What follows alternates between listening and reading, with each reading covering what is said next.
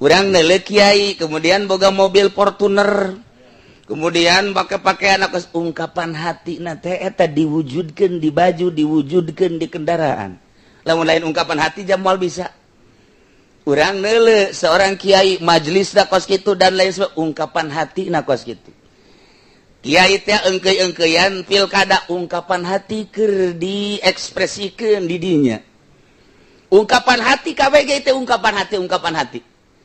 Nah, ieu jelema ngaji ka dieu, ieu ungkapan hati dibuktikan ku ngaji. Aya anu bener-bener deuk ngaji, aya anu hayang nyaho doang, aya anu memang diimhanda dicarekan ku pamajikan, aya anu pelampiasan, macam-macam. Nah, anu jelas ungkapan hati dibuktikan ku ari trek ngaji. Lamun lain ungkapan hati teu bisa. Kabeh ge ieu teh ungkapan hati, bangunan ungkapan hati. Tah, kos kitu. Jadi orang gok ka imah kiai ungkapan hatina geus kadeuleu timiti bangunan, timiti kendaraan dan lain sebagainya. Eta mayoritas aya nu henteu. Allahumma ya rafi'ad darajat, Allahumma ya rafi'ad darajat, Allah. Wa qala sallallahu alaihi wasallam lan ngadawuh Kangjeng Nabi sallallahu alaihi wasallam ing lampad anta sahibu fis safari wal khalifatu fil ahli wal mali wal waladi. Tawi tuan iku kang ngambarengi ing dalem lalancongan lan khalifah ing dalem ahli lan harta lan anak. Fal ma'iyatu inda ahli al farqi al ilmu wal ihatatu maka utawi sifat ma'iyah sifat bareng dalam munggu ahli farqi iku al ilmu wal ihatatu lan ngawengku lan ngamot. Wa inda ahli jami az-zatu was sifatu lan ing dalem munggu ahli jami ku zat lan sakehe sifat. Lianna sifata la tufariqul mausufa karna satuhuna sifat iku orana misah papisah ya sifat ing mausufe. Fal ilmu la yufariqul alim, maka uti ilmu iku orana pisah ya alim ing ya ilmu al alima ing alim. Qala Allah Ta'ala ma yakunu min najwa salasa illa huwa rabi'uhum. Isyarah maf'ul ma'ah kieu al maf'ulu ma'ahu huwa allazi tuf'alul asya kulluha ma'ah. Maf'ul ma'ah teh zat Allah nu dipigawe seluruh perkara kuluha besi pajar aya anu kaliwat disumulkeun ku taukid ihatoh suak kabeh perkara ma'ahu babarengan jeung Gusti Allah wa bihudurihi jeung kalawan hadirna Gusti Allah. Atuh Gusti Allah teh allazi teh Allahu Gusti Allah al-qaimu ala kulli nafsin bima kasabat anu ngurus kana sok kabeh awak-awakan terhadap usahana. Ar-raqibu ma'a kulli syai anu nginyen-nginyen ngintip serta setiap perkara. Wal hadiru ma'a kulli syai'in jeung nu hadir serta tiap perkara.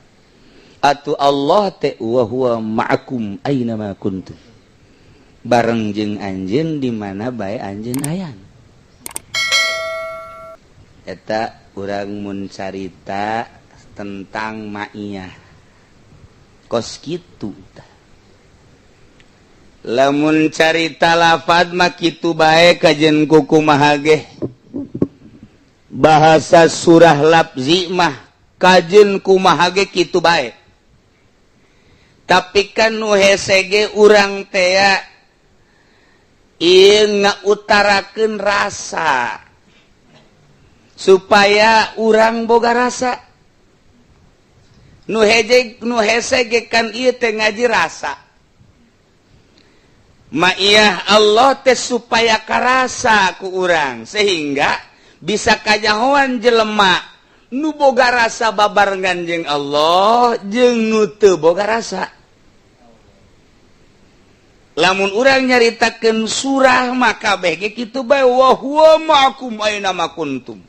Komo tukang ceramah. Di panggung teh hati-hati saudara-saudara. Tuhan bersama kita. Di mana saja dan kapan saja Tuhan bersama kita. Hati-hati. Awas. Jangan sekali-kali kita itu membuat kebencian Tuhan. Sebab Allah itu bersama kita. Kalau kita melaksanakan, memperbuat sesuatu yang Allah tidak senang, malukan kita. Orang kikituan teh hayang amplop. Pan eta Allah teh senengeun. Je cak Allah sia mah lain disungut lain di hate. Ai sia kumaha ieu lakon. Kunaon ieu? Lamun ditegur ku Allah, ieu jangan batur. Supaya urang kabere abeh kadulun serem. Gitu bae tah, satungtung teu boga rasa kitu bae. Kanyahoan, tapi lamun geus boga rasa mah lain. Salat nu boga rasa dideleukeun jeung nu kakarak surah dideleukeun doang lain. Salat jelema nu boga rasa didengekeun ku Gusti Allah jeung nu boga surah didengekeun doang lain. Salat nu boga rasa dikanyahokeun ku Allah jeung nu nyaho dengan surah lafzi kanyahoan ku Allah beda. Salat anu boga rasa babarengan jeung Allah jeung anu boga surah Allah babarengan doang lain deui. Jadi urang teh deuk mindahkeun rasa hese. Jadi urang supaya pindah tina bahasa surah kana rasa eta hese biasa. Tama lain lalakon tama kos kitu mah supaya karasa ku urang teh hese jasa. Urang lamun nyaritakeun tentang jeruk bahwa jeruk teh bentukna kos kieu rasana kieu encan ngajajal mah encan ngarasaan urang ada jeruk hese bae. Hese bae kajen kukumaha ge tapi urang geus ngasaan mah teu dirasakeun ku urang koleta oh kos kieu rasa jeruk teh. Aya deui jelema nyaritakeun tentang baso. Baso teh hebat jasa ngeunah baso mah sebab eta teh daging sapi digiling datang ke alus supaya ngeunah tambahan daging marmot. Di samping daging marmot supaya ngeunah make daging beurit saeutik. Betul teh saeutik make daging beurit. Kasus geus lain kakarakuari terjadi besar-besaran baheula di Surabaya maki daging beurit tangkap kaluar deui dagang baso deui. Kasus besar deui basa eta di Jakarta. Wah, baso anu luar biasa tangkap kaluar dagang deui. Garut. Oh, pernah luar biasa di Garut tukang baso ngeungkeun sakumaha anu naon karangarana ngabesan. Tah, begitu diselidik make daging beurit Tangerang, iraha kara. Besar-besaran pon harita pohara jasa make daging beurit. Ye, eta teh cenah ngeunah daging beuritna. Ente beusi teu percaya, coba goreng daging beurit. Rasakeun ku sorangan. Coba ge. Ki kunaon kos kitu mah nyoba doang ngeunah apa henteu. Eta kos kitu tah. Baso, ieu keur carita baso. Karasa ku urang ngeunah, tapi henteu bae. Ingeunah somai. Yo carita ribut lah tanyana. Woi jajak aing mah ngeunahan somai. Tukeran baso. Ji ngeunahan somai sia. Sebab somai mah kan aya kacangan setiap nu aya kacangan geuna suka mana bae sia mah. Sama sok aju ngaburkeun permasalahan. Kacang nu mana nu ngeunah.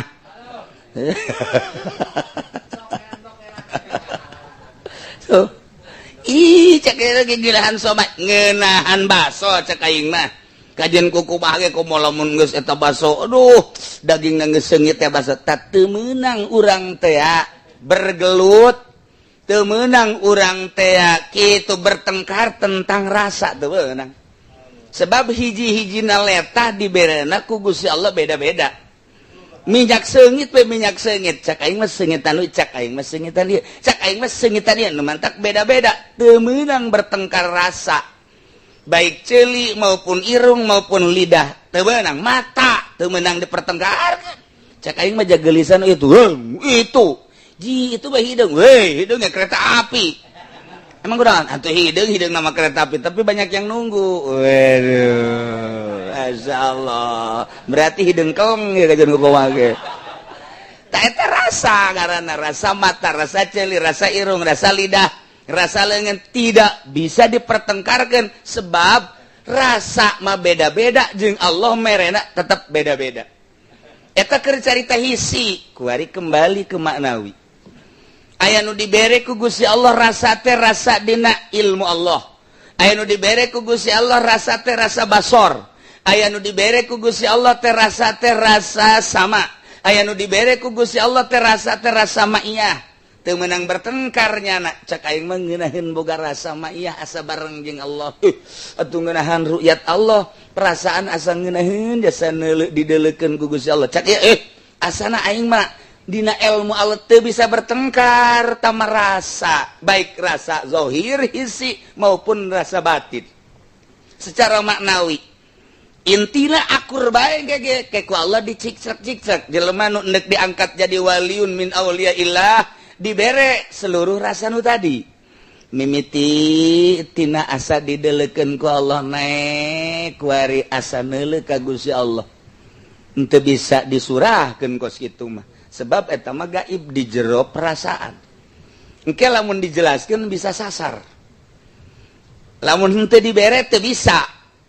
Teu bisa ngajelaskeun endek ngajelaskeun bae, endek ngajelaskeun bae. Sebab kan jelema mah kabage mengungkapkan hati. Ingin mengungkapkan hati. Nu mantak di SMS teh atuh aku rindu.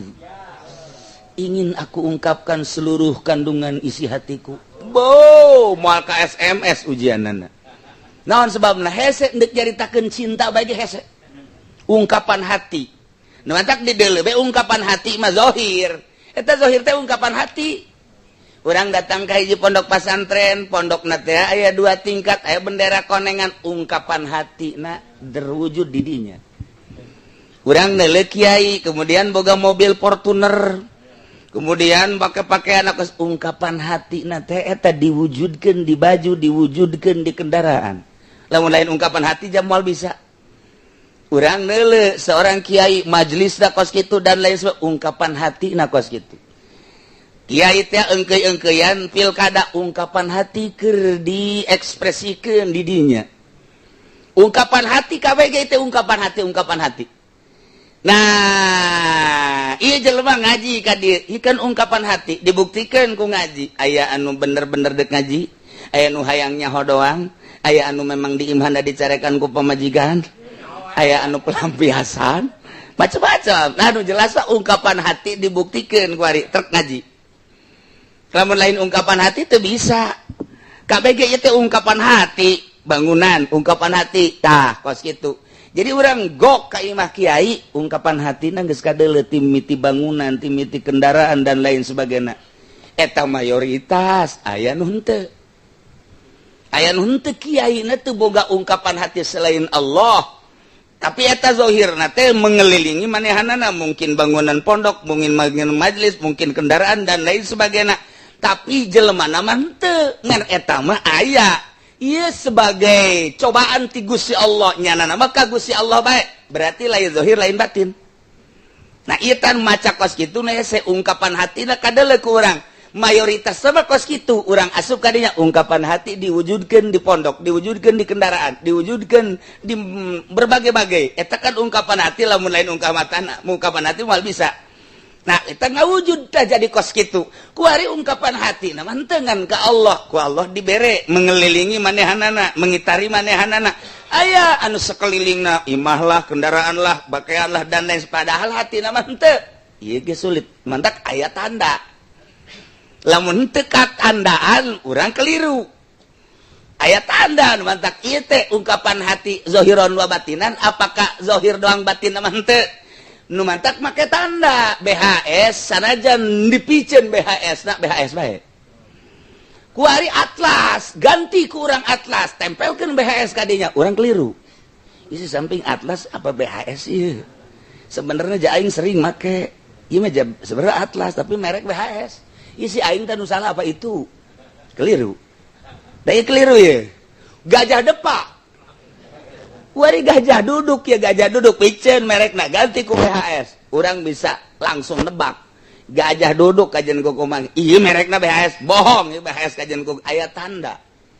Nah ieu ge nu mantak layari pul wali ilal wali. Urang teh hese nyaritakeun ungkapan hati nu asli. Sebab diekspresikan dina zahirna kos kitu. Kabeh ge ungkapan hati. Ngan ku wali mah kanyahoan. Oh ieu mah lain ungkapan hati berjalan dengan sendirinya. Ieu mah ungkapan hati. Ieu mah lain kanyahoan layari pul wali ilal wali. Ku ari urang deuk ngaji rasa. Ieu teh supaya karasa Allah babarengan jeung urang. Babarengan teh naonna ieu teh babarengan teh ieu lah deuk dibahas. Al maf'ulu ma'hu huwal ladzi teh wa huwa Allah. Allah allati tuf'alul asya anu digawe seluruh perkara ma'hu bareng jeung Allah wa bihudurihi jeung kalawan hadir Allah nu kaluar ti Gusti Allah. Eueuh nu kaluar ti Gusti Allah ieu teh alam teh sebab ciptaan Gusti Allah. Allah nyiptakeun langit berarti di dinya aya Allahan. Allah nyiptakeun bumi berarti aya Allahan. Allah nyiptakeun antara bumi jeung langit ya gunung ya laut aya Allahan. Termasuk urang di ciptaan Allah berarti aya Allahan. Ye, atuh hayang kapanggih jeung Allah mah berarti urang bagi Allah. Ye, nu mantak la ilaha illa ana. Oh pangeran kecuali aing. La ilaha illa ana jeung la ilaha illallah sarua. La ilaha illallah teh pangeran wajib sembah ka Allah. La ilaha illa ana akur bae. Kok bisa akur? Bagi nu geus berperasaan pangeran nu wajib disembah kecuali Allah. Pangeran anu wajib diteangan nu wajib la maksud nu dimaksud kecuali Allah. Datang kala matluba kecuali Allah. La maujuda kecuali Allah. Atuh emang bener ngan teu meunang ku ucap kudu ku rasa. Tak ieu mindahkeun rasa ge nu hese teh mindahkeun rasa. Nu mantak kudu aya mursyid. Guru mursyid. Waduh kiai cenah leangan guru mursyid ku hese-hese teh. Hese teh bodol sehero. Atuh siana bae endek tah moal. Je atuh Allah mah maha segala-galana. Urang dek gaji amil pasti guru ngaji amil aya. Urang dek gaji jurumiyah Allah nyiptakeun jang ngaguruan jurumiyah aya di mana bae ge. Urang dek gaji fatul muin aya guruna kajen gugumag. Urang dek gaji mantek atuh asal siap martil. Ayah kajian kukumaha ge. Urang dek kaji Ibnu Bilaga, Johar Maknun, datang ka Ukudul Juman, ayah kabeh ge, aya guruna. Lamun dieuwekeun lain pangeran atuh Allah. Loba kakurangan, Gusti abi hayang ngaji Bilaga kota aya guruna. Manya cak Gusti Allah, ngaleng ka atuh sia. Coba ka Cianjur ka ditu, coba ka Sukabumi atawa di sisi mata sia ge aya.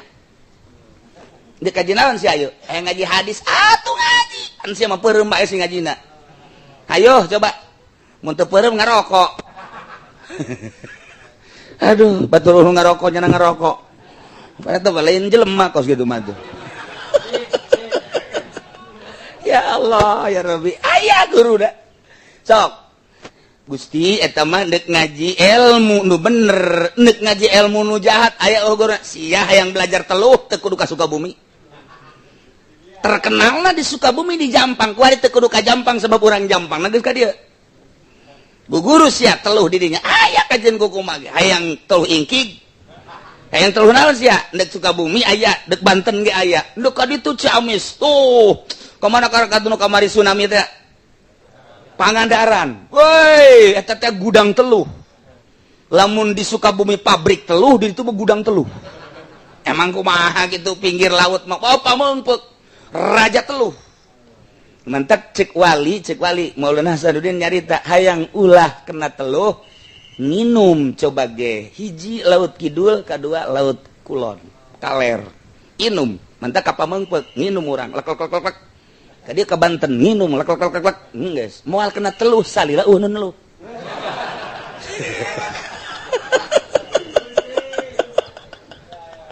Beneran tapi eta mah dina di teluhna moal kena. Sebab eta di dia kan kedidi raja-rajaan lah kabeh. Nah, urang gegelutur Abdi mah cenah hayang guguru ilmu naon ngaranna politik. Di Universitas Ambalaya. Komo keur zaman Gus Dur mah teu kudu ka universitas. Gus Dur terus mendidik politik melalui media cetak, media elektronik dan langsung. Gus Dur ngadidiknya mah henteu aya nu dipelitkeun soal politik ku Gus Dur. Perekonomian kitu keneh hayang guguru naon? Hayang guguru nyopet teu kudu ka mana ka Sulawesi teu kudu. Guru nyopet teh orang Bugis jarago jasa nyopet Bugis mah kaya si kinangka asupkeun ka cai set lamun encan bisa di kitu encan bisa ku lagi baheula teu tamat eta set hayang guru naon bae aya guru penca komo guru penca mah hayang penca abal-abal cukup ka Habib Rozak nya nama bisa penca ngan teu tamat lumayan lah sakitu mah reungit-reungit bae bisa katepak ku nyana maksudnya ndek guguru naon kuari cenah hayang guguru syariat Ambalaya ndek di modern ndek di salap kuari cenah hayang belajar thariqat belajar tarekat guru Ambalaya ndek tarekat nu bener ndek tarekat nu bikung Ambalaya abdi mah cenah hayang belajar teh tarekat nu bener aya bae abdi mah hayang belajar hakikat aya guruna dihareupeun ente aya guruna teu kudu hese-hese cenah ieu neuk neangan guru hakikat ka mana entena endek apa henteu endek apa henteu jasana jandek ngaji amil ge di lingkungan pondok pesantren nyana nempel jeung pondok pesantren bahkan kokocoran imahna sakokocoran jeung pesantren teu maksud ngaji amil mah teu nyahoeun di dinya guru amil je emang kumaha gitu hayang ngaji gitu naon kana jurumiyah nyana teu maksud padahal di dinya Ambalaya guru teu maksud teu nyahoeun sugan teh mah guru jurumiyah tapi lamun maksudnya nanya mana guru jurumiyah tah barang nyaho di Ambalaya ti baheula ge gitu keleh guru thariqah urangna endek apa henteu lamun endek Ambalaya begitu urang asup jahoreng loba horenganan guru thariqah teh Ambalaya nu di Golkar nu di PDI Ambalaya ieu thariqah naon ieu urang guru hakikat atuh aya cak Kangjeng Nabi lau annal mu'mina ala kullati jabalin laqayyadallahu lahu aliman yu'allimu andai kata seorang mukmin lau annal mu'mina ala kullati jabalin di puncak gunung di leuweung di laut nyana hayang guguru ilmu hakikat laqayyadallahu niscaya Allah bakal netepkeun ka manehna aliman yu'allimu guru hakikat nu bakal ngawurukan gala dikirim ku Gusti Allah nu mantak loba nu di leuweung jol datang guruna di loba di luhur gunung bae jol datang guruna lamun kiai muslim benda kerep cicing di luhur gunung terus bae nyana di gurung cermai ibadah ka Gusti jol Syekh Syarif Hidayatullah menjelma assalamualaikum wassalam sasalaman ditanya Syarif Hidayatullah nyambung jeung nyana diurukan ku manehanana terus ilmu hakikat asal ente endek siap guru aya jitu lain pangeran Allah aing eueuh mah ulah boga pikiran aing hayang sabernama ilmu hakikat tapi guruna atuh siana teu siap ji pugu siap jasa masantren teu atuh teu berarti teu siap jelema nu endek belajar ilmu hakikat mah tetep kudu masantren lamun jelema mere ilmu hakikat kan henteu mondok salah guruna atuh salah guruna wudu can becus salat can becus kuari dek dibere ilmu hakikat ka ditu lengket tetebakan ieu imah sia di hareupna aya tangkal cermeannya ija eueuh baheulana ayanya ija eueuh baheulana jasa coba ge tanyakeun kuari ge tinggal tunggulna aya ge eueuh ya tunggulna ge keur ieuna mah ngoya eta ka ngan nu nyaho embung eleh bae ta dukun tolol eta lain hakikat teh ilmu jurig ilmu hakikat batu lain gos kitu nah ieu urang teh hayang boga rasa supaya karasa dibarengan ku Allah urang babarengan jeung Allah jadi baca ayat nama wa huwa ma'akum aina ma kuntum innallaha ma'ana dibaca beus sababaraha ayat tapi kunaon teu nyulusup ka jero hate oh kudu aya guruna heula tek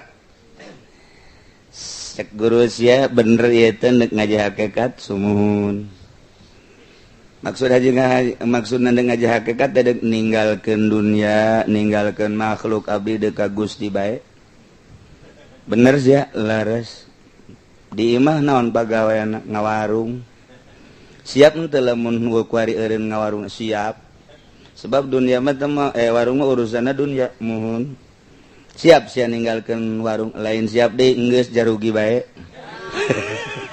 oh atuh geus kitu bener salian ti eta naon urusan sia dunia abdi bisnis kumaha mun eureun bisnisna siap salian ti eta sia naon abdi osok ceramah nyeramahan nyeramahan batur aya jadi sorangan osok dicaramahan kilok aya sia ku bolon teuing aya batur dicaangan aya sia kabeulem eta lah abdi hayang guru hakikat eureun caramahna mangga sia di imah naon pagawean boga santrina yayasan modern apa salap modern bisa teu eureun dina pasantren salap bikeun ka batur tiasa sia naon ieu pagawean abdi mah magahan ngaji salapi apa yayasan salapi santri aya sabaraha aya 300 mah sia deuk ka Allah apa deuk ka santri deuk ka Allah sanggup teu eta ninggalkeun santri sanggup abdi bener berarti deuk ka Allahna berarti bener deuk ka Allahna teu kabita ku santri ditinggalkeun bae teu kabita ku naon ditinggalkeun sia boga imah boga mun sia ninggalkeun imah cicing di luhur gunung sia daek embung daek imah bikeun teh mah ka pamajikan ka anak geus bae tinggalkeun siap jasa abdi mah pokona mah asal aya nu nungtun berarti beneran Imam Ghazali buktina pamajikan anak ditinggalkeun 13 tahun nya ngalalana ka Aqsa ka Yordan terus ka Mesir balik deui terus ka Tusi ieu Imam Ghazali bahkan Tuan Abdul Qadir orang jalan langsung ka Baghdad teu balik deui ka ditu geus teu aya harapan balik deui teu hayang deuk balik deui ka ditu sapira wawarisan teu hayang warisan geus ka Allah tuh coba ente deuk pindah ka mana ku hari ayo ese ilmu hakikat dan batak aya guru lama pimurideuna nu eueuh gah ieu mah ngaji torekat aju tamat bae dek nadi kade abdi hayang norekat norekat ayo sila beat awas siga deh nya ya silakan pikir ke jubah hareup ka dieu ya siap geus kuari geus datang ka Sugro ya jubah hareup ka dieu kuari geus datang ka daerah Kubra sia jadi kuari Kubra aduh jadi Kubra teh geus beres Kubra ngaranna hakikat can datang torekat henteu Kubra teh bubar geus biasa bebe aja nya ka babaturana alhamdulillah geus datang ka daerah Kubra aya torekat kos kitu torekat mah deuk mindahkeun rasa syariat teh supaya karasa engke karasa lazat pindah crek bae datang ka hiji nu nyana hese nyaritakeunana lantaran di jero hate teh Allah doang seakan-akan Allah doang kalamun lempang cak di dieu teh ye cak di jero hate teh tungkul cek di hate ulah di deuleu tamah mun aya suara musik ulah didengikeun tamah bimbingan langsung ti Gusti Allah nya nage kageteun sehingga ku lazat-lazat teungeunah di jero batin teh aya nu Allah jeung aya nu nganasehatan ulah kitu ulah kieu ulah mun aya naon di bejaan ku nya eta teh anu teh oh kaget urang pindah tah tina syariat nu kamari ngeunaheun seakan-akan eta teh lalagaan ku ari mah ieu ngeunaheun amat tah eta jang nungtun ka dinya kudu aya guru mursyid ngaranna carana kumaha adab tentuna pinuh ku adab jeung Allah teh kieu adabna jeung manusia teh kieu adabna tarolah jeung manusia mata mah baru syariat teh lah ieu urang bertorekot nah ka Gusti Allah kumaha cara mandi kumaha cara wudu kumaha cara wudu beda urang lamun mandina torikoh jeung mandi nu biasa mandina mah kadeurna akur tapi ieu hate digulak-gilekeunana urang terasa nu pae di jero kamar mandi teh urang terasa di pandian urang sorangan padahal manu mandi tapi urang kudu berpikiran bahwa urang teh keur di pandian teu cing hade saya pocong ngagarabag sorangan urang torekat teh jadi pocong aya bae tungtungna mah set beres wudu istighfaran mata astagfirullahalazim wa atubu ilaih, celi istighfaran terus, irung istighfaran, sungut istighfaran terus, beteng istighfaran, dubur kubul, ndek wudu teh angel. Ja eueuh di patul muin mah syariat. Kok ieu bisa kos kieu? Ndek didatangkeun ka Gusti Allah. Jadi kos kieu nah mantak we beda. Urang ngajarkeun nu kos kitu kanu ngaji patul muin teu akur ditentang ku ngaji patul muin. Eueuh di patul muinna riweuh amat wudu geus kos kitu. Allah mah maha uninga. Geus bae kocak beres geus kos kitu ge. Atuh geus atuh sia datang ka dinya mah ka dinya bae eta syariat garana. Pake ku sia patul muin. Geus. Ieu mah keur perjalanan deuk di ka Allah keun melalui thariqah tama melalui syariat. Kuari mah melalui thariqah tek ditu. Naon ieu kurang nu deuk diinget. Mulai Allah teh maha uninga. Urang dihareupeun naon ngaran cai teh kos kitu tas mandi. Lila. Pandina syariat beuteung meunang lila. Tapi kan ieu deuk didatangkeun ka Allah deuk datangkeun rasa. Cak Allah aing nyaho nu kadeuleu ku sia ku aing kanyahoan. Nu kadenge ku sia ku aing kanyahoan. Nu kaambe ku sia ku aing kanyahoan. Nu karasa ku bibir sia ku aing kanyahoan. Nu aya di beuteung sia ku aing kanyahoan. Dubur sia, kulbul sia ku aing kanyahoan. Suku sia ku aing kanyahoan. Leungeun sia, golbu sia. Sia sok ngomong ya mugol libal qulub, dah. Ku aing kanyahoan. Lelembutan sia, latifatul qalbi, latifatul ruh, lapat sirap tu khotib, tu akbali, aing nyaho eta teh ciptaan aing. Deuk ka malumpat sia. Kanyahoan ku aing kabeh, mulai rasa ner-neran urang. Ieu deuk ngadatangkeun ma'iyah. Iya heueuh nya. Aya geus mulai ner. Lempang ka mana we aya Allah mah di mana kanyahoan ku Allah. Kakarak ilmuna doang ieu. Ai di mana be? Geus bae sia salat di kamar. Nyembah ka aing nyaho. Sia salat di masjid nyembahna ka aing nyaho. Sia salat di masjid nyembahna ka aing nyaho. Sia salat di nu rame nyembahna ka aing nyaho. Sia salat di leuweung nyembahna ka aing nyaho. Sia salat di luhur gunung nyembahna ka aing atuh aing nyaho. Deuk di mana sia aing nyaho bae? Mulai urang rada ner sieun ka Allah, Istirahat urang tas ngalawudu teh geus beres bae diuk bae ngarokok. Noreka sih ngarokok. Bari nyekel remote TV teh disetel aya naon ieu ti penting di TV teh tungtung nama Allah deui bae. Wih adegan hot masyaallah. Aduh ieu dorekat si kos kitu ka TV mantap piceun kos kitu mah ngajauhkeun rasa geus tah urang tuh wari salat make sesengitan heula ke awak-awak ka dieu bila perlu aya buhuran tidak syariat beulah kos itu teh tapi ikan deuk babarengan jeung ahli Allah saha malaikat terus minyak sengitan kurang pan aya ge nu paeh jadi banyak sengitan mah urang teh terasa paeh ka hulu-hulu ka sirah-sirah minyak sengitan mulai jadi mah neuk dibungkus kos ieu mah ge di minyak sengitan ge aing paeh tah moal ieu doh kan mulai maka baju nu putih terus samping nu putih jadi atuh mah paeh mah teu kudu dibungkus deui geus putih-putih mah tinggal ngubur bae boga urang rasa mulai langsung urang nangtung istighfar deui mata istighfaran celi istighfaran irung istighfaran angel 2 rakaat nyana jeung 1000 rakaat jibatur nu bersyariat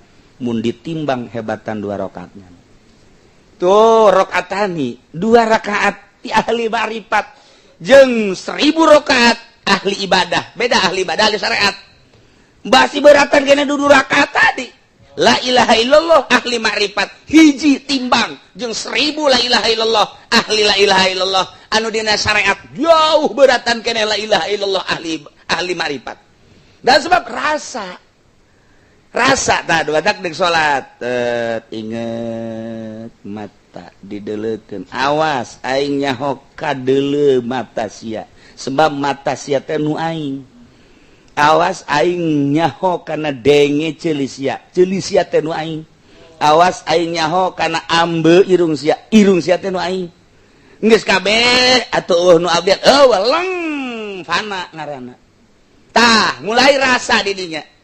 Nah ieu teh didatangkeun rasa kudu aya guru lantaran naon nu ngahalanganana dunia nu ngahalanganan makhluk nu ngahalanganan nafsu nu ngahalanganan setan mun teu guru lu duduhkeun moal datang-datang mata guruna mana aya entena endek henteu endek cenah tapi bari ngawarung moal bisa endek bari boga ruko moal bisa endek cenah ieu teh bari jualan mobil showroom komo endek tapi endek nyandung heula oh itu jauh atuh tabakos itu mah iya mah endek dingeunahkeun hate ka Allah atuh sia kunaon mikiran ngangeunahkeun hulu handap ya itu jauh melung di mana-mana ye ulah diurusan heula eta mah ieu bae heura urusan ieu luhur aduh babagi bae teh bisa babagi tuh kan kita eta guruna cenah Kangjeng Nabi nyandung ulah nyaritakeun Kangjeng Nabi sia deuk diurus endeu tah henteu ditampiling saku aing sia masuk ka Kangjeng Nabi si ajungan nasehatan guru goblok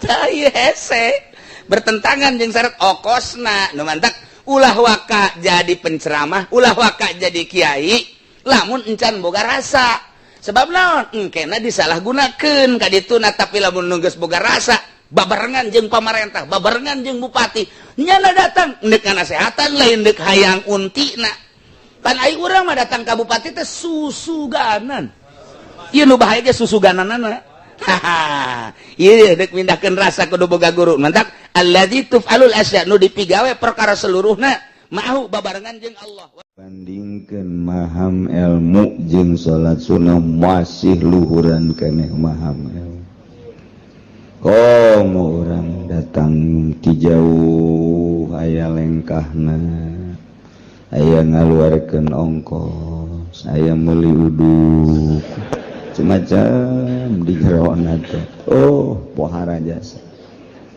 juk diuk nundutana bae ge leuwih gede tibatan salat sunah nundutanana eta masyaallah pohara jasa mantap ngalah ganjaran ngajina nundutan pohara jasa lantaran lamun urang ibadah teu make ilmu acak-acakan lamun urang ibadah teu paham kanu diibadahan acak-acak wal amalul qalil yanfa'u ma'al ilmi billah amal nusaetik pohara luar biasa manfaatna disertai nyaho ka Gusti Allah subhanahu ta'ala wal amalul katsir la yanfa'u ma'al jahli billah amal anu saadag-adag amal anu sababaraha godag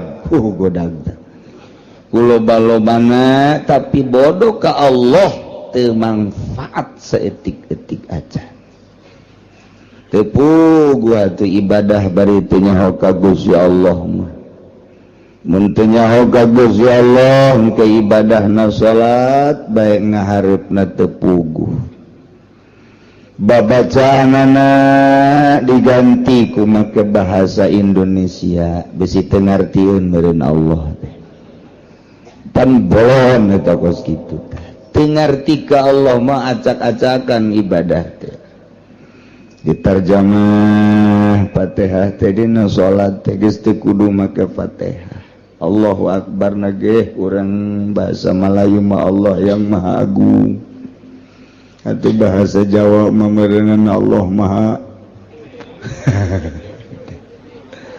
terus kabeh ditu da gitu itu tengarti ka Allah mah kos kitu mentak 2 rakaat jelema nu paham ka Allah nu ngarti ka Allah salat dengan 2 rakaat berbanding 1000 rakaat jeung nu teu ngarti ka Allah masih ke dibandingkeun jeung 1000 rakaat beratan nu 2 rakaat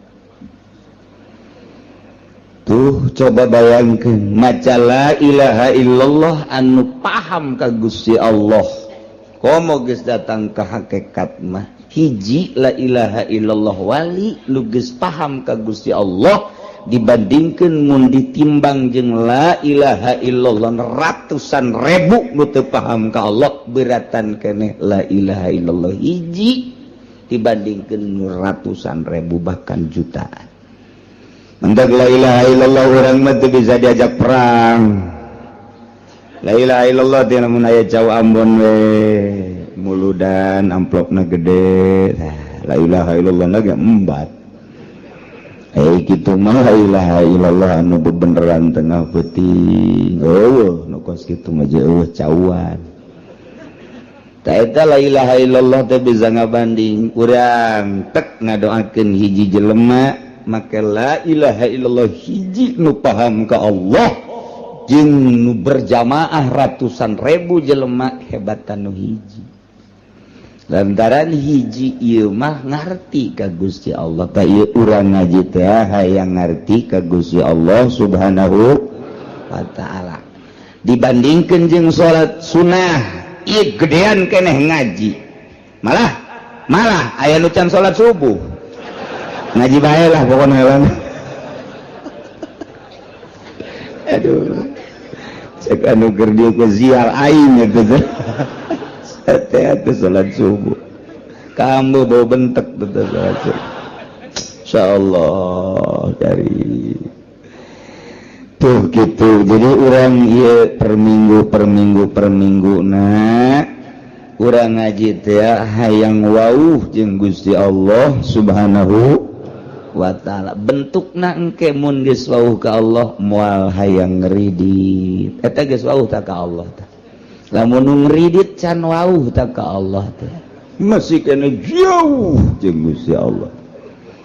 Jauh teh cenah pugu kiai na ge imam jauh teh maka jeung buku. Mun ngridit keneh can wauh ka Allah.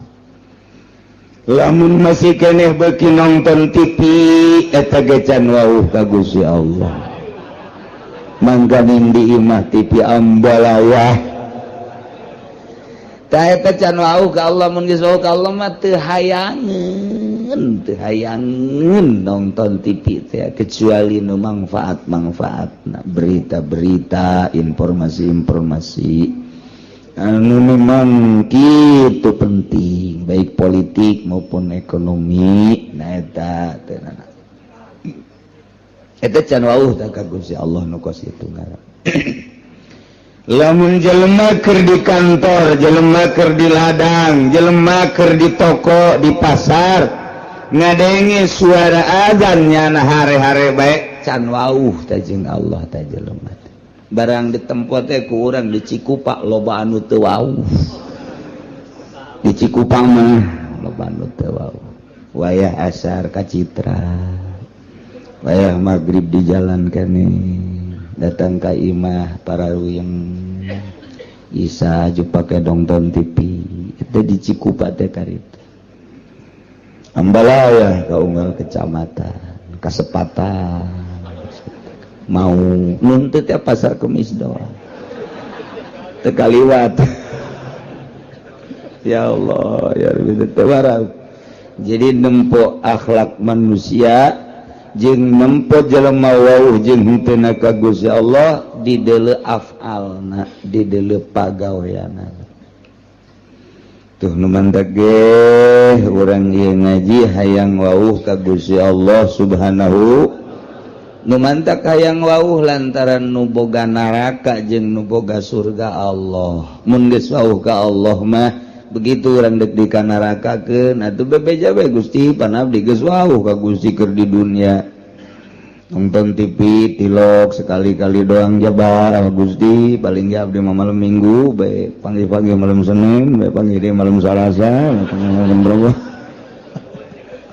terus-terusan bebeja ka Gusti Allah Gusti manyabi kudu dikanaragakeun pan abdi teh wauh ka Gusti ciri wauhna pan abdi teh embung ridit embung mabok embung zina. Eta teh abdi nu mantak embung wauh ka Gusti cak Gusti ulah abdi pan henteu. Pancak Gusti salat abdi salat, pancak Gusti puasa abdi puasa. Berarti abdi wauh ka Gusti. Adapun soal kurang husuk mah tuh hampura bae Gusti. Oh. begitu tah oh cek si jalan coba adalah banget sih adalah barang di dalam teh oh bener ada herang saya tinggi banget malaikat aman gendam wau ke aing wau emang cek malaikat ya setengah wau lah tuh setengah wau mah salamat komon wau jasam Masya Allah memantak libetkan diri orang wauhkan diri orang angsongkan diri orang ke pengajian wangsongkan diri orang ke jelema-jeleman wauh ka Gusti Allah subhanahu wa ta'ala wauhna urang jing jelema nu wauh ka Gusti pasti diajak ka Gusti lamun urang wauhna ka jelema nu paham ekonomi diajak berekonomi urang wauhna jeung jelema nu paham politik diajak berpolitik urang wauhna jeung jelema jeung tukang ngabohong pasti urang milu bae tah ngabohong geus mun wauhna urang jeung jelema nu wauh ka Gusti Allah nu paham ka Gusti Allah pasti diajakna ka Gusti Allah subhanahu wa ta'ala wauhkeun diri urang ka Allah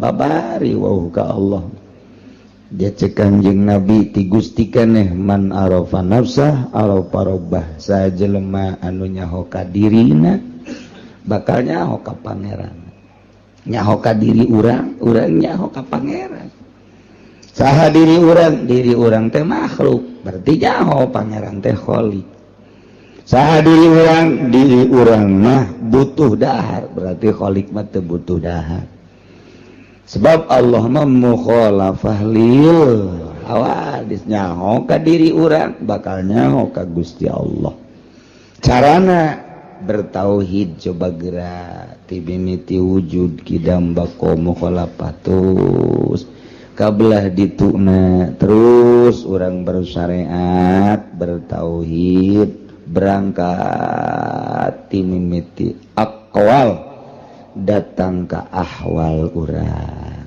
engke wauh jeung Gusti Allah moal bisa lamun eueuh nu nuduh geus kudu dituduh-tuduh nah ieu lah urang ngaji per minggu ieu teh dituduhkeun supaya wauh ka Gusti Allah subhanahu wa ta'ala tadina urang ngaji ka Cilongok can wauh ka Gusti Allah sorangan bae barang geus wauh mah jeung Gusti Allah aya jelema nu milu diajak ku urang tawauh tah ganjaran berarti Allah ridhoeun mun urang ngabonceng kabeneran nu dibonceng ngajahe lain ridho menang godog dengdeng Masya Allah urang wae dulur nyegat teh diteureun babaturan nyegat teureun giliran bae bangsa konde heureun lain eureun deui diajak malah mah teu daekeun ge dipaksa soraka malulu ya Allah ya Rabbi wauhkeun diri urang ka Allah abeh manteng ibadah ka Gusti Allah mun geus manteng nikmat geura salat teh moal karasa sedekah ge moal aya hook lantaran sedekah teh nu dideuluna makna daripada sedekah urang mah hitung-hitungan boga duit 100.000 sedekah ka fakir miskin 10.000 masih dihitung-hitung keneh aduh kurang ya 90.000 jadi kurang 10.000 hese neanganana mangkaning eta urang mah pabelit jeung kos kitu bae tapi lamun tek mah ningali ganjaranana 10.000 dititipkeun berarti pake meuli sorga naon hartina duit 10.000 lamun dibandingkeun jeung sorga Allah tah lamun nu kadeuleuna sorga nu kadeuleuna bidadari tuh digerokeun deui pake mesin kadieu sia kunaon ye kabeh ye urang lain kadieu sia kunaon 5.000 bae dicokot deui kembalian tah aduh sodako make kembali teh kira-kira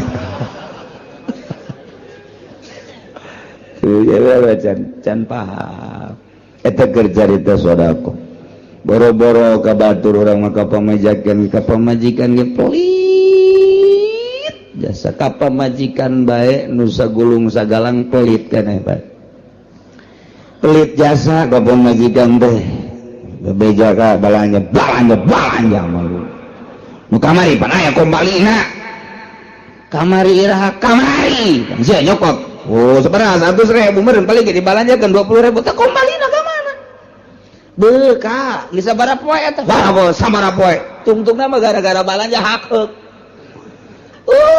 kadenge kata tangga Masya Allah kudu ke balanja tah balanja deh tah balanja deh kak bohong aing ya Masya Allah saya orang belajar nu di deleuna ulah terlalu duniawi tapi nu di deleuna ukhrawi bakal harampang kabeh nikmat belajar kos kitu teh kudu belajar kudu belajar lah mun teu belajar mah tuh moal bisa naon kudu belajar ke geus belajar bisa geus bisa jadi ahli geus ahli mah nikmat ahli sedekah ahli ngaji ahli salat ahli mun geus datang ka ahli mah nikmat naon moal datang ka ahli mun teu belajar heula geus belajar heula urang boga duit sabaraha dia 10.000 1.000 heh belajar boga duit sabaraha dia kali 20.000 2.000 heh sia boga duit 100.000 ya belajar 1.000 kali heh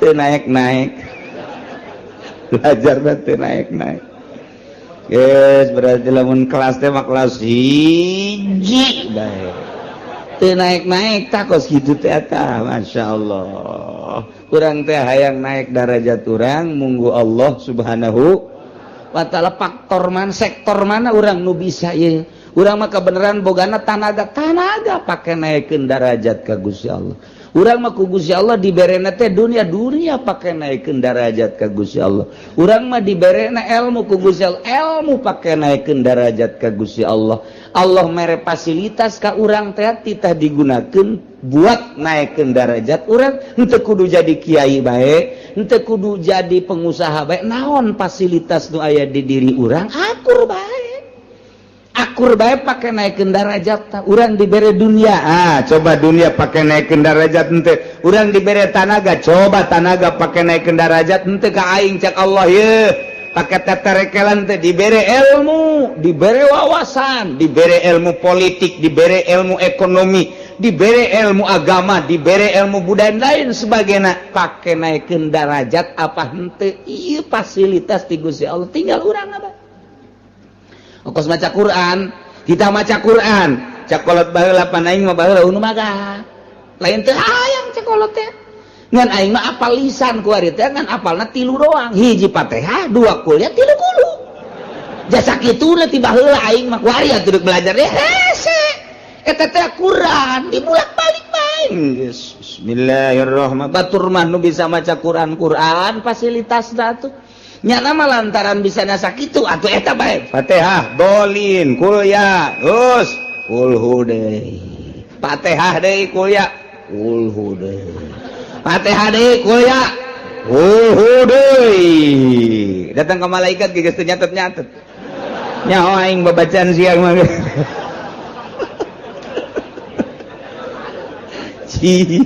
atuh kos kitu bae eta ulah jadi ulah risi ku sebab teu bisa maca Quran aja teu baca eta Quran eta geus bae kulhu bae geus kulhu bae dieu kulhu kaluar kulhu di jero kulhu peuting kulhu barang kulhu bae emang di sana eta doang eta teh Quran jadi atakah pan urang mun maca kulhu 100.000 haram ka neraka Masya Allah 100.000 baca bae kulhu bismillahirrahmanirrahim 70.000 cek sakaol mah gak sih 100.000 kan kurang baca kulhu coba eta aya keneh waktu jang aki-aki mah jeung nini lah aing mah mendingan diharamkeun bae ka surga ka neraka maca kulhu bae pas beres 100.000 pae nya geus bae boga atakah nah di akhirat begitu dipertimbangkeun deuk ka neraka Gusti abdi ngadenge pan di pangajian saha nu maca kulhu 100.000 pe cenah cak kiai pan kiai ge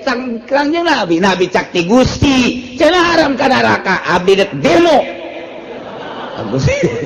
lantaran teu bisa abdi mah abdi ngadenge ku ceuli abdi bose mah nundutan ya lap-lapan lah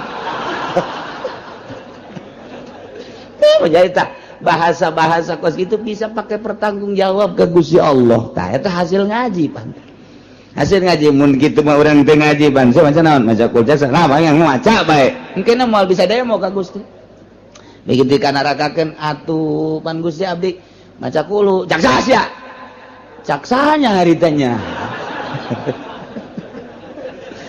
tanggung jawab aya kitu mah jaksa sia ngaji dieu sia ngajina cilongok teangkeun kiaina bener pernah ngutakan bener jaksa sia bukan kurang teh pan qala Nabi sallallahu alaihi wasallam man qala al ikhlas bi'ata marrah bi'ata alfi marrah bejakeun ataqallahu dah pada eta cak Kangjeng Nabi tapi dipanggil bener pencak Gusti wah bener ieu mah tuh geus ka surga kan lah cak malaikat ieu catatanna aya nonton TV-an geus sampura ampura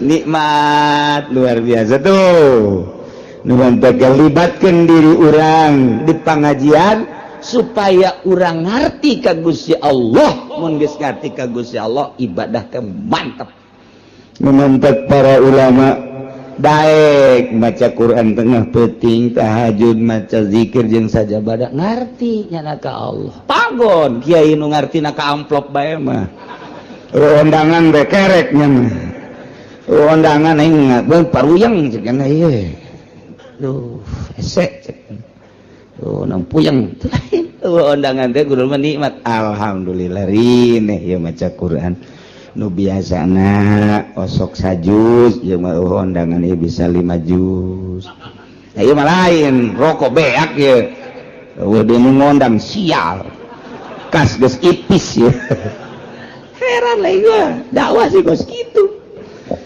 Masya Allah tah wauhkeun diri urang carana supaya urang wauh libatkeun di pengajian abeh urang ngarti kanu diibadahan ku urang sebab wal amalul qalil yanfa'u ma'al ilmi billah wal amalul katsir la yanfa'u ma'al jahli billah jadi jelema teu paham ka Gusti Allah jelema can wauh ka Gusti Allah salat deui maca Quran maca sholawat zikir terus bae dilawan ku bari diuk bae ku wali mah hebatan wali aya sia gara salat bae salat sia nu loba jutaan rakaat wali mah kerek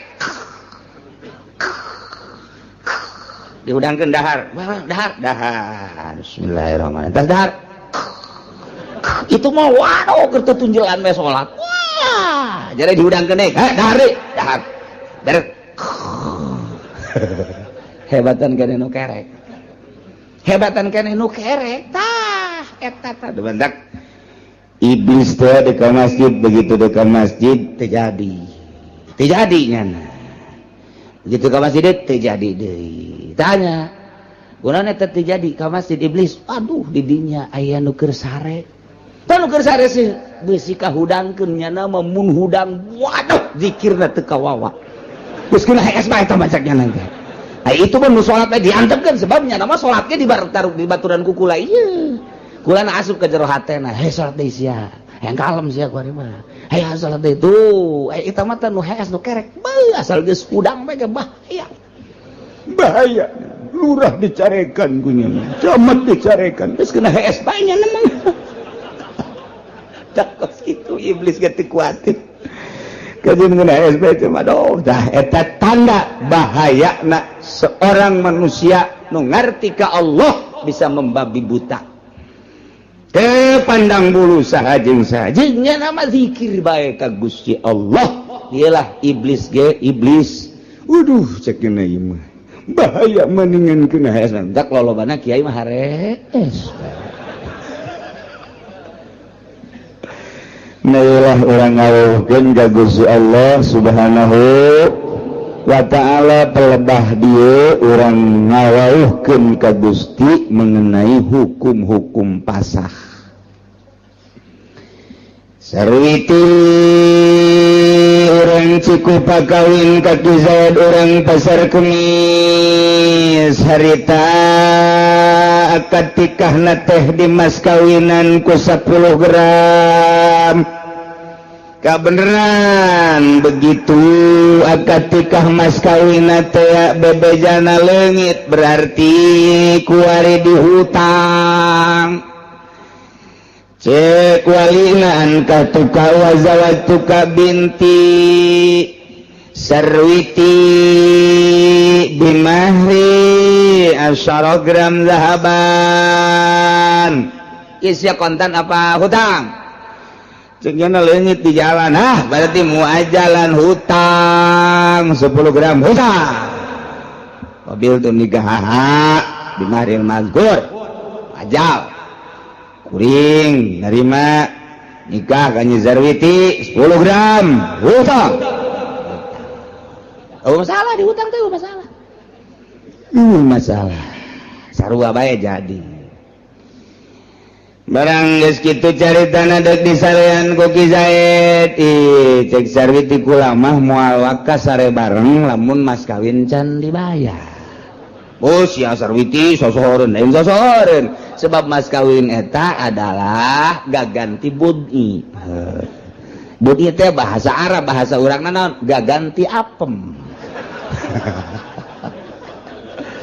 apem ge can kahartikeun gaganti surabi nu beulah nu aya cengkehan jerona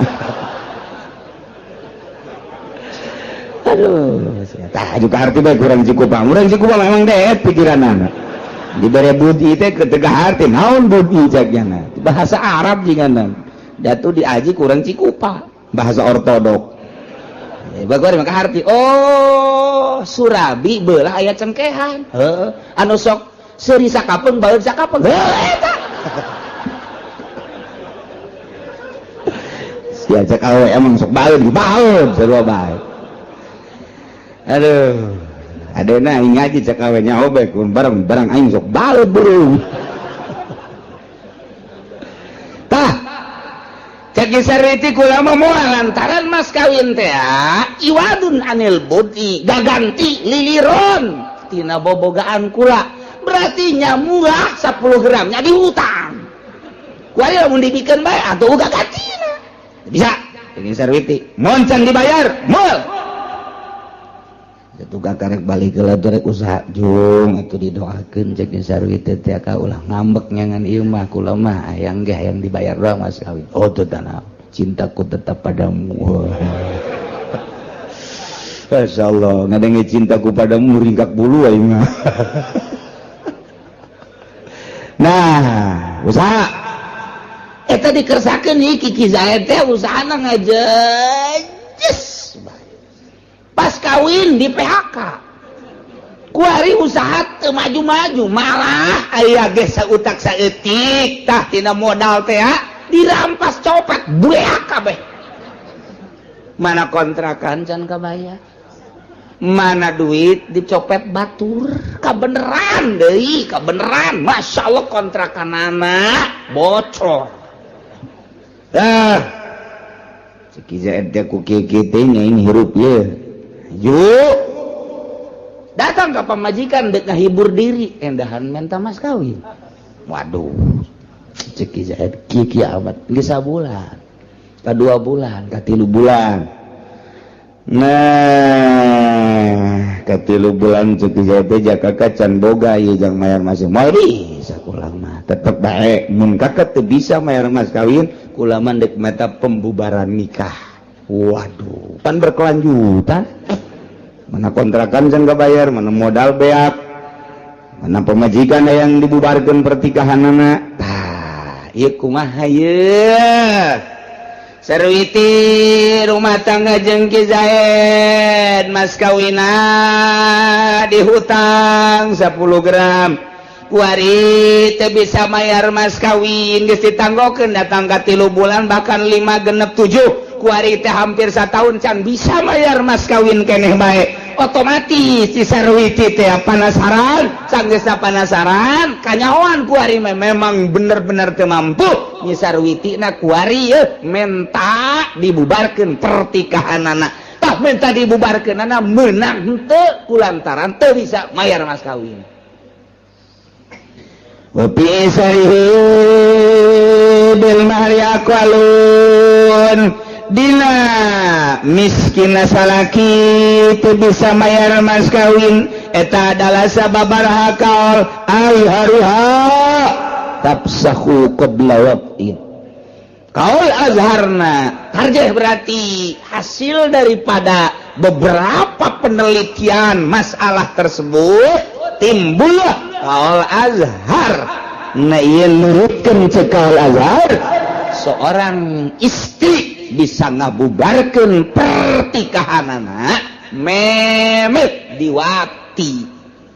Cara ngabubarkeunana wala tasqa hatta yasbuta inda qadini saruhu, teu meunang ngabubarkeun pertikahan yana teu aya jalan sarwiti ngabubarkeun pertikahan hingga tetep monggo qadi kamiskinan Ki Zaid. Jadi laporan berarti Nyi Sarwiti teh urang Cikupa laporan ku ari KKUA Cikupa atau langsung ke kejaksaan. Pagi cek Nyi Sarwiti pagi keneng keras amat bendung kuliah gereget hayang gegiraan diuruskeun. Tenang neng, tenang, negara orang kan negara hukum. Bohong, negara hukum teh pada usero memboga hukum lagi kudu dihukum.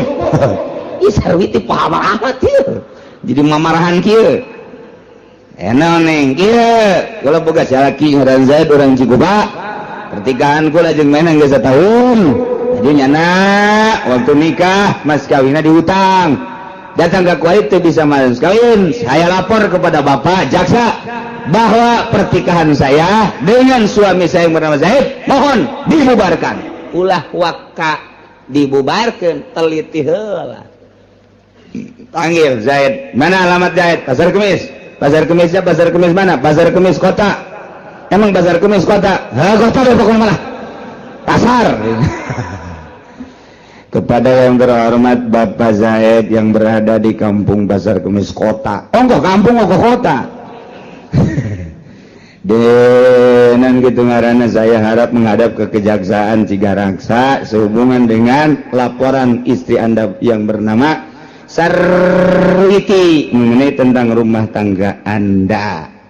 Diharap menghadap besok pada hari Senin tanggal sekian. Wassalam atau terima kasih demikian kepada Kejaksaan Cigaraksa. Set kirimkan gadit baca Ki Zaid panggilan saya berangkat Ki Zaid gadit itu Zaid ini nama Zaid betul Pak punya isi yang bernama Sarwiti yang Cikupa betul. Anda waktu pernikahannya mas kawinnya dihutang 100 Pak 100 betul Pak. Sampai saat ini sudah 1 tahun mas kawin belum terbayar lunas betul Pak. Lantas kesiapan Anda bagaimana? Tiap jam tiap hari saya siap tapi sampai saat ini belum bisa membayar Pak. Nah sekarang begini, sehubungan dengan istri Anda yang bernama Sarwiti telah melapor kepada saya dengan permasalahan tersebut, maka Sarwiti ingin dibubarkan pertikahannya. Tak eta teh langsung geus Sarwiti narapa panggil Ki Zaid dicek keabsahan dan kebenarannya ternyata benar, maka kakarak didinya payap sahuhu membubarkan pertikahanana adalah qadi atau jaksa. Iya Sarwiti, iya Ki Zaid, ya. Perlu diketahui setelah seorang istri yang bernama Sarwiti melapor kepada saya, setelah dicek laporannya, pengakuan suami itu betul sekali, maka dengan demikian permintaan dari pihak istri yang bernama Sarwiti ingin dibubarkan pertikahannya, mau tidak mau bahwa saya sebagai penegak hukum di Kabupaten Cigaraksa ini di bawah naungan presiden di bawah naungan Bupati Ismet Iskandar, maka pertikahan Anda saya bubarkan.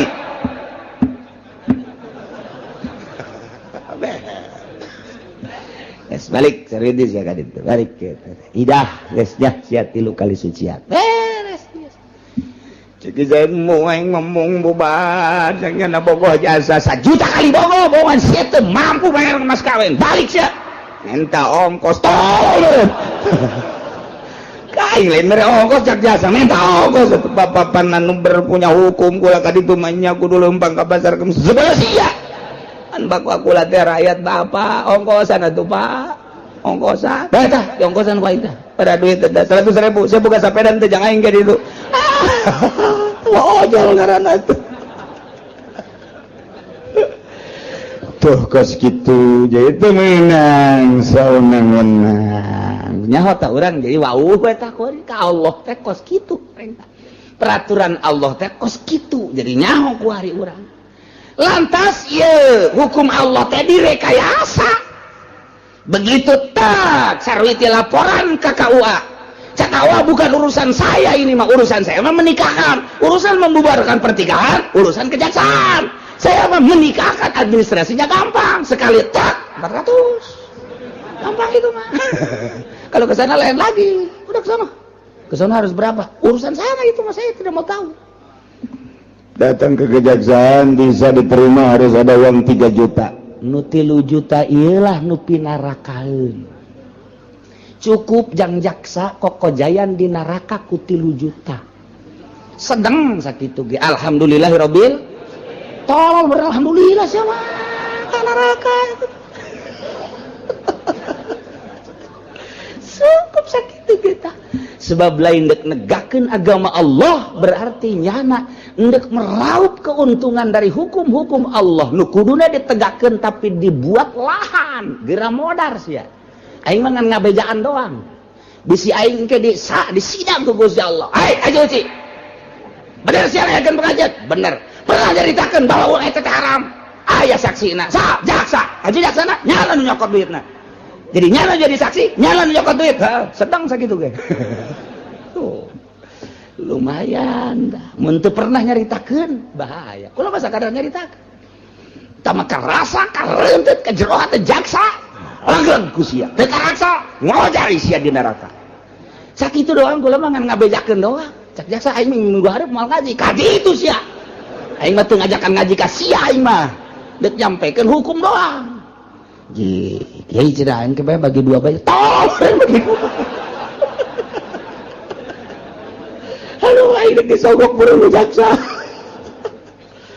ya Allah ya Rabbi gitulah ieu keur carita hukum jadi di jero hukum aya lahan untuk mengambil keuntungan dari hukum-hukum Al-Qur'an anu geus dijabarkeun ku Kangjeng Nabi dikemas oleh ijma ulama dijadikeun lahan di negara ku hakim-hakim ku jaksa-jaksa mejeuna jang kokojayan di neraka ge lain negakeun jeung ngabereskeun hukum anu berkendala manusia supaya pong jaheuh horeng laporan teh ngeunaheun ternyata karasa adilna Al-Qur'an jujurna jaksa nikmat amat diakuilah ku masyarakat bener-bener jaksa penegak hukum bener-bener Al-Qur'an teh karasa ka jantung karasa ka sanubari karasa ka urat-urat ge ngeunaheun jasa horenganan ketika orang boga kendala dak cair ieu mah kumaha laporan atuh ka ditu sangat mal bisa sia teh laporan lapor teh aja jagana kudu 3 juta encan ongkos encan mun urang jalan dapur emang ya jalan dapur bejana cenah jalan dapur mah aya eta eungapeun tah menghadapi seorang penegak hukum lantaran teu jujur jeung teu adil teh eungap luar biasa di zaman sahabat bajelema hilir mudik ke kejaksaan teh lantaran tanpa make modal nu matak ngeudaheun A disebutkeun A B disebutkeun B nikmat nu aya mudah-mudahan di negara orang balik deui ka negara baheula tentang penegakan hukum sehingga karasa ku urang keadilan jeung kejujuran negara urang anu dibawa ku para hakim jeung para jaksa di bawah naungan presiden-presiden terpilih mudah-mudahan seperti eta sehingga orang bisa ngarasakeun nikmat keadilan jeung kejujuran amin ya rabbal atawa anu ngabubarkeun pertikahanana teh ieu adalah izin daripada jaksa lantaran ketua atawa kepala teu bisa ngahukuman ku lantaran sibuk maka aya wakilna anu diizinan ku kepala ketika kepala tidak bisa melaksanakan itu pemutusan hukum maka nu diizinan untuk memutuskan hukum ialah wakil atau naib daripada penegak hukum nu diizinan ku kepala silahkeun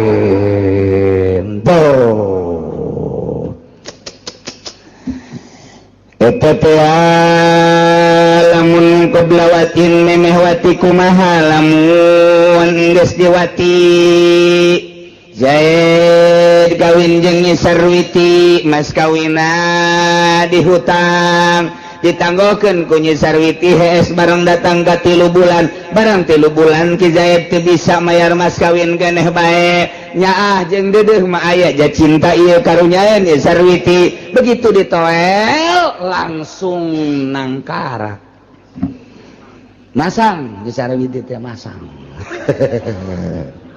atuh der bediwati geus ka ditu nama meureun ngarasakeun ngeunaheun ieu atuh geus lain sakali 2 kali beut berterus rumah tangga ditanya deui ku Nyi Sarwiti geus ka 7 ka 8 bulan bahkan ka setahun ka kumaha ieu masalah mas kawin ditanya deui teh tetep ngabaget Ki Zaid teh yakni teu bisa mayar mas kawin Ki Zaid teh ieu teu bisa mayar mas kawin teh ka belah dieuna Nyi Sarwiti minta pembubaran nikah dugu jadi masalah ku ari kumaha lamun Nyi Sarwiti mas kawina ditangguhkeun diana di hutang 10 gram kuari mah diwatina geus diwati mas kawin can dibayar keneh bae kuari Sarwitina lapor minta dibubarkeun pertikahan menang apa henteu hakim minta ngabubarkeun pertikahanana wa fi sarihi bil mahri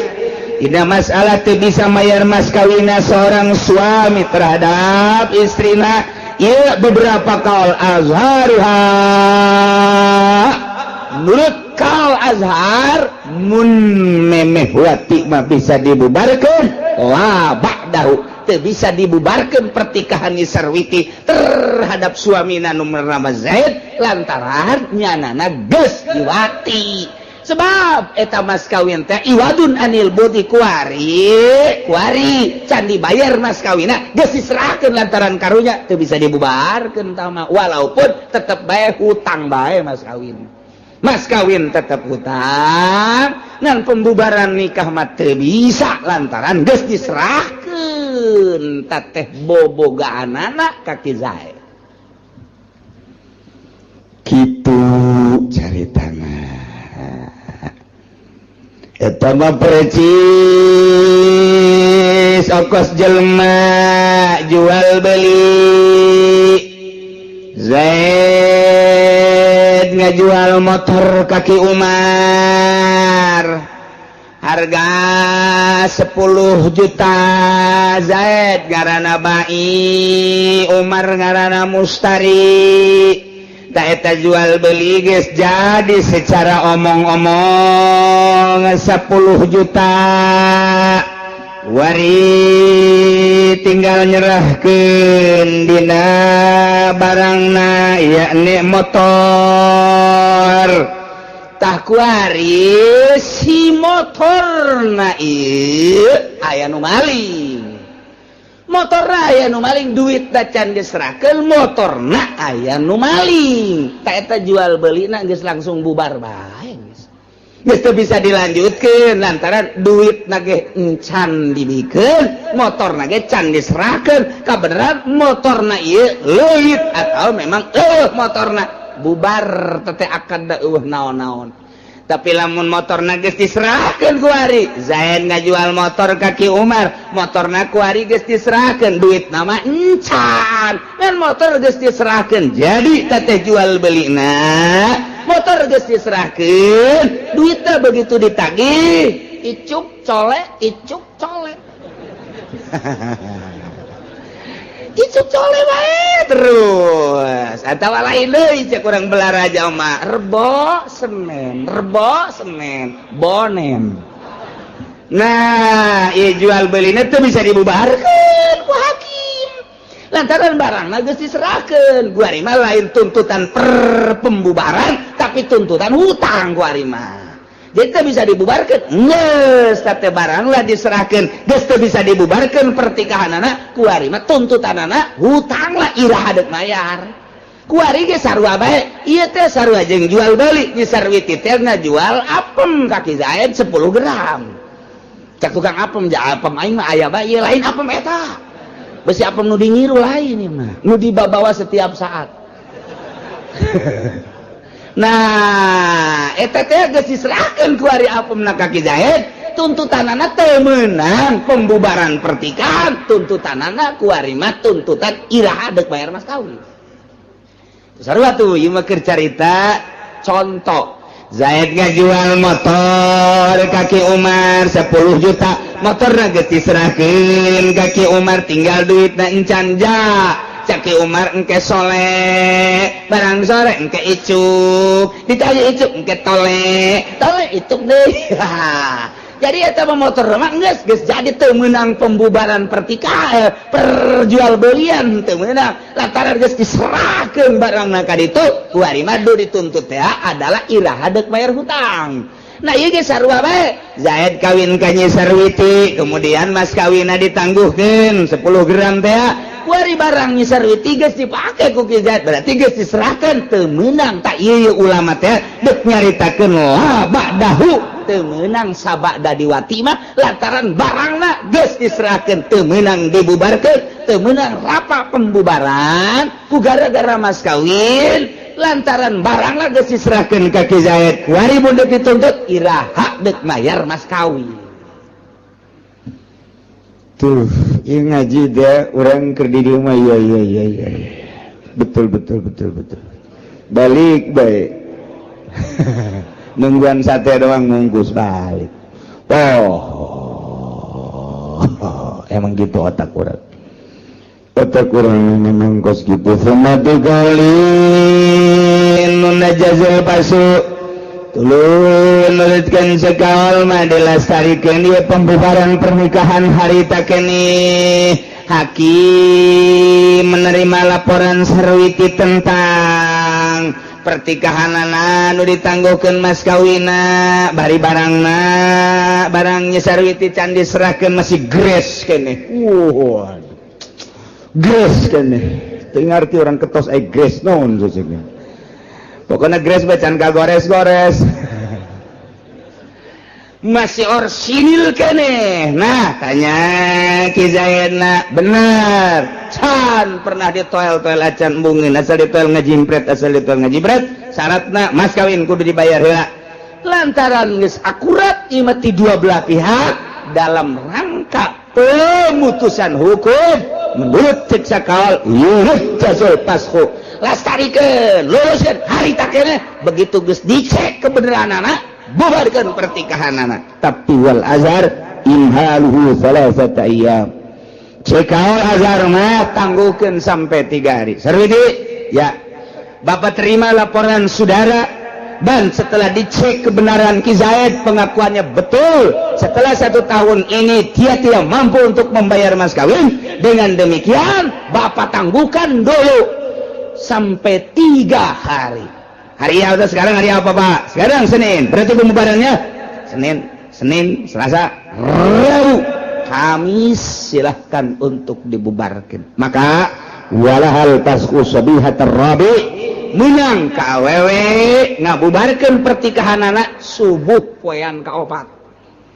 Gas ditangguhkeun ku hakim 3 poe, Senin, Selasa, Rabu, Kamis subuh. Isuk-isuk bisa ngabubarkan pertikahan. Begitu dak dibubarkan pertikahan poean kaopat col Ki Zaid. Assalamualaikum. Waalaikumsalam.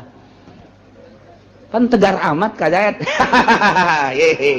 Kaluarkeun geunya. Naon eta? Mas kawin. Nu bener ka ieu besi barlen doang. Timbang ku sia ka ditu. kakak geus teu kuat jasa ieu geus teu make calana ya kakak ieu aduh oplo jasa tak kisahet dah kayak kula nungguan aja ieu mah di Cikupa ieu aya toko emas tadinya silakan datang ke toko emas Pak ini emas asli apa bukan sini kotek ya betul emas asli timbang begitu ditimbang tak betul 10 gram serinya Sarwiti beli Sarwiti di toko emas kene geus morosotkeun calana geus dijingjing calana teh naik ojek cek tukang ojek ieu bau naon ya cenah cenah kiai macem-macem emang kitu pugu datang ka imah waalaikumsalam eta naon Sarwiti sempak kan ku siap ibu kawe siap tempur lalu mentakila ayo saliman apa kau tahu kecuali kizaid poyan kaopat masrahkeun apakah naya nih masrahkeun mas kawina teu meunang ieu Sarwiti ngabubarkeun pertikahan lantaran kizaid mampuan begitu ditangguhkeun 3 poe ka 4 poena mayar mas kawina salamet kabeh wallahu alam